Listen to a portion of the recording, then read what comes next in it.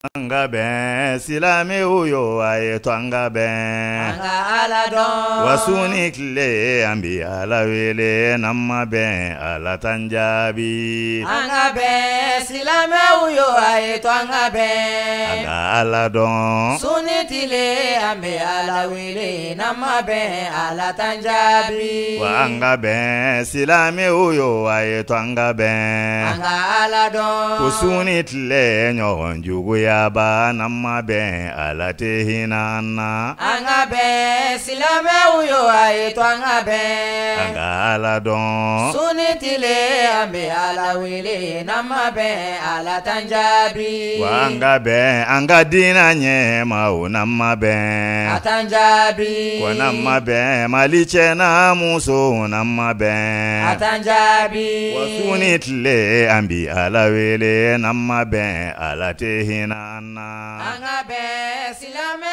uyo ayeto anga ben. إن الحمد لله نحمده ونستعينه ونستغفره ونعوذ بالله من شرور أنفسنا ومن سيئات أعمالنا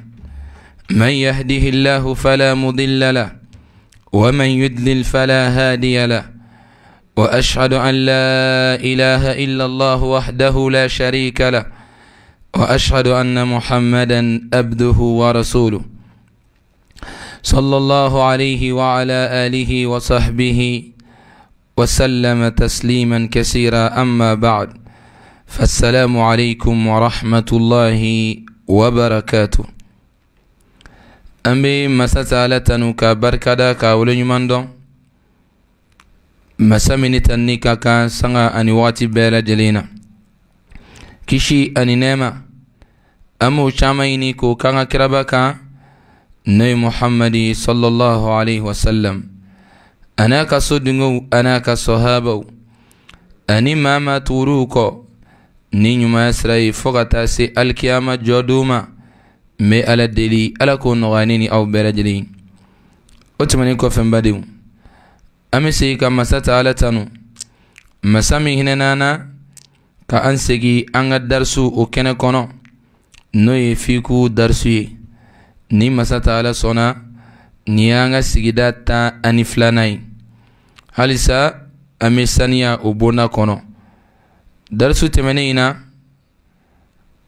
ankumana feminka odi janaba una infe kusobe kadaka janaba ko chuga mimbi ni asabatira ni hadisa uchama naje ala kira sallallahu alaihi wasallam ayaka janaba ko chuga mina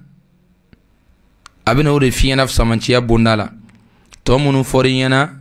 alhamdulillah ni ya ke chugula ka jaraba ko nyana ngani be fika samanchiya soro ka ke chugala ala kira sallallahu alaihi wasallam aya ke chugya mina odila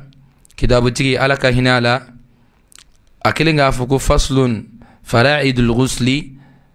akuni farafasiyai ko janaba ko farda wa sunanuhu anasuna bi aku wa fadailuhu aku janaba kuf samanchiya nafara kuf samanchiya oyi niya jati mine af samanchiya bita fuulun fila ɲɔgɔnana fadailu oyi af samanchiya oyi aku albidayatu bi ghasli najasati ni bina janaba ko walma muso ka eregili joli kɔfɛ hakɛto bi kuma ina muso ka bangi joli kɔfɛ kafoɲɔgɔnya kɔfɛ i bina i janaba ko k'i k'a daminɛ nɔgɔ yɔrɔ la ka d'a kan nɔgɔ ye yɔrɔ minnu sɔrɔ o ye jumɛn ye k'a daminɛ bara yɔrɔ ni worokɔrɔla o dugumala ninnu ka ani woro yɔrɔ ninnu nɔgɔ bɛ yɔrɔ min na k'o bɛɛ lajɛlen ko k'a jɛ a ko thumma dhakari fayanwi indahu k'o kɔfɛ i bɛ cɛya ko k'a jɛ o kɔfɛ ka sɔrɔ ka musoya ko o kɔrɔ ye jumɛn ye a bɛ se ka kɛ nɔgɔ sera parti dɔw ma i b'olu ko fɔlɔ n'i y'olu ko kɔfɛ i bɛ cɛya ko fɔ k'a jɛ siɲɛ kelen kelen o kɔrɔ i b'i tɛgɛ ko siɲɛ kelen ka ji don i da la kelen nun na kelen k'i ɲɛ ko siɲɛ kelen k'i kunkolo jɔsi siɲɛ kelen ka i sen ko fɔ k'o jɛ i n'a fɔ seliji bɛ ta cogoya min na o kɔfɛ summa a'la jasadihi k'o kɔfɛ i b'i farikolo sanfɛla ko o kɔrɔ ye jumɛn ye yaani arras o kɔrɔ ye jumɛn ye k'i b'i farikolo sanfɛla ko o kɔrɔ ye jumɛn ye ni selji ta siɲɛ kelen dɔrɔn kɔfɛ i b'i tɛgɛ fa ji la ka a bɔ i kunkolo kan k'a ko siɲɛ kelen wa taslithu ghasli ra'si kani kunkolo koli sabayali ni bɛna ji cɛ k'a k'i kunkolo kan i b'a ko k'a jɛ fo siɲɛ 3 ni muso ni min kunsigi ka jan ka d'a kan tuma dɔ la i b'i kunsigi hali a laban yan fan ninnu i b'i jija ji ka se olu bɛɛ lajɛlen ma k'a cɛ bɔ nin yɔrɔ in na an balakaw mɛsi bɛ e min kun na lɛni ni yɔsiw bɛ e min kun na i ka janaba ko ma ɲa dɛ janaba kɔni k'a ko ka mɛsi to i kun na i ka janaba ko tɛ dafa fiyewu an bɛ ala deli ala k'an sɔn faamuya ɲuman na a ko wa tathlisu ghasli ra'si kani kunkolo koli sabayali kɔrɔ ka kunkolo ko siɲɛ 3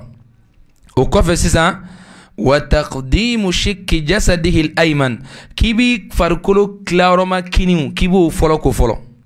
o kɔfɛ i bɛ yan yɔrɔ in ko fɔ k'a jɛ siɲɛ 1 i b'a ko tuguni siɲɛ 2 i b'a ko k'a jɛ siɲɛ 3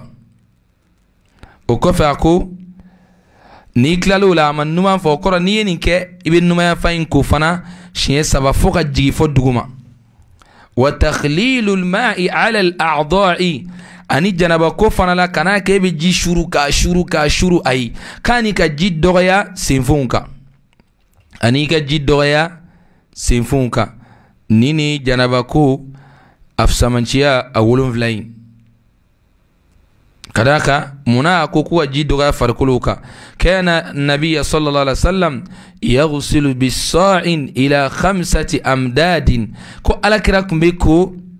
sawale ɲɛ 1 na walima muden ɲɛ 5 sawale ɲɛ 1 i b'o dɔn wa an bɛ min suma suntigɛ bannen kɔfɛ u b'a fɔ ma zakatul fitri bɛ suma min na mudu tɛ dɛ zakatul fitri sumala in ko kira kun b'a ka janaba ko la walima muden ni maa min tɛ sun o tigilama ka bɛ fɛn min suma ka di o ɲɔgɔnna ɲɛ 5 ko ala kira kun b'a ka janaba ko la min b'a yira la ko farida dɔɔni ko avantage b'a la a ko waman nasiya lum'atan aw udwan min ghuslihi ko ni maa min tora ka janaba ko la i ɲinɛna kɛnɛjɛni dɔ kɔ walima i ɲinɛna senfun dɔ kɔ ka bɔ i ka janaba ko la badara ila ghuslihi hina tadhakkurihi k'i bɛ teliya ka taa o yɔrɔ in ko o yɔrɔ bɛɛ lajɛlen na tumana min na i hakili jiginna la walaw ba'da shahrin ko hali n'a kɛra kalo 1 kɔfɛ munna a ye nin fɔ لأن الموالاة في الغسل واجبة مع الذكر والقدرة كذلك كجنابة كتو نونا كفاري فان بكولي تو نونا ويجاغو يدي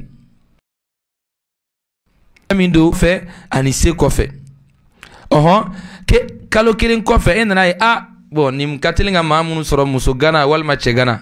ame ala dili chegana ni musogana munumbe ala ka furu noya u bela dili no de kalo kiri janaba emi bolo kirin ko janaba la fe akli jigna o kalo kirin ko fe tuma dola man nogone walma imena tama jandola ona nyogona ula ako iyo nyogona minke wa aada ma salla qablahu li'annahu salla bighasl ghayr kamilin ki selfe vekeno janaba ko nyi na isenkilingo walma ibolo kelema ko na nyona wala nyeda ma ko janaba ko la baka misala de dima baka mo soro walma ya janaba ko la nyana ki koko ola ki selfe vekeno janaba selinyi ki be sego beka wa in akhara nga ni janaba ko yi retardé ba'da tazakkurihi wa in akharahu ba'da dhikri iye janaba ko i hakili jigina if senfo mina ko mako o retardé hakili jiginin kofe batala ghusluhu ika janaba ko abachie batala ghusluhu ika janaba ko kono bechie fa in kana fi a'dha'i alwudu'i ingene naf janaba ko yoro min ko nasro selji senfo dodo mana selji tayoro dodo wa sadafahu ghusl alwudu'i ajizaahu nga selji tato shien kilingili selji tayoro yin ayoro yin datu ko bi wasa ibai alakira sallallahu alaihi wasallam hadi sadofo ako wallahi dinain noya dinere do geleya dinete ola ni bunda imisiga ka kuswe purigi ka famia janaba ko mito ka mogo nyagami odi ni ka chaya أكو وفضائله جنب كف سمانشيا البداية بغسل النجاسة كودي نيبنا إكولي دمنا كولي دمنا نغو يرو ولا فلو نغو سلا يرو منو ميبوكو ثم الذكري وكفى بيتشياكو والنا مسويا فينوي عنده كيبن غن يسري ورينا ثم أعضاء الوضوء كفى بيسلدي سنفونكو مرة شيء كيلينجلي مالا بيسلدي تشيء كيلينجلي ثم أعلى جسدي كفى بيفركلو سانفلاكو وكرا يبينا كمولو لدريتما وتسليس غسل الرأس أني كمولو وتسليس غسل الرأس أني كمولو جوشيلي كمولو كولي شيء سبا كيبوكي كمولو كوفو شيء سبا كجيدو على كاتشبو وتقديم شك جسده الأيمن كاني كا i farikolo kiniyan fa ka o bila ɲɛfɛ i bɛ farikolo tila ko farikolo ciyɔrɔ kiniyan fa i b'o k'o kɔrɔ n'i ye nin bɛɛ kɛ i bɛ kiniyan fan tila k'a daminɛ sanfɛ fo duguma k'o bɛɛ ko k'a jɛ o kɔfɛ i bɛ numanyan fan fana bɛɛ ko fo k'a jɛ wa takhlilul ma'i ala al a'dha'i ani ka ji dɔgɔya senfɛnw kan o kɔfɛ a ko i ma waman nasiya lum'atan ni maa min yɛlɛnna kɛnɛjɛni dɔ kɔ aw udwan walima i senfɛn dɔ من غسله كباك جنبا كوليلا بادر إلى غسله أبا تليا كتو يرين كوليما حين تذكره تمنى من هنا هكلي جنالا ولو بعد شهر كهلنا كركلو كلين كوفي وأعاد ما صلى قبله أبسجي فينكا أي مين سليكا كوني وإن أخره بعد الذكر نايو أكوين كولي رتردي هكلي جنين كوفي بطل كلين وكوفي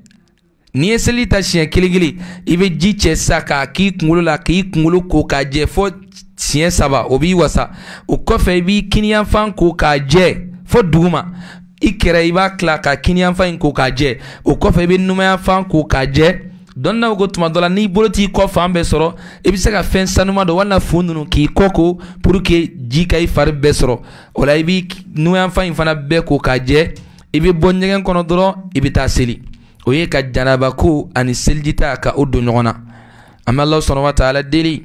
diinɛ faamuya ɲuman ana baara ɲuman ala k'a nɔgɔya an bɛɛ lajɛlen o la ni masa ta'ala sɔnna sigida 12 an b'o ɲɔngiri nin yɔrɔ in na ka ala deli ala ka do wɛrɛ don an garisɛgɛ kɔnɔ an b'a fɔ rabbana atina fid dunya hasanatan wa fil akhirati hasanatan wa qina adhaba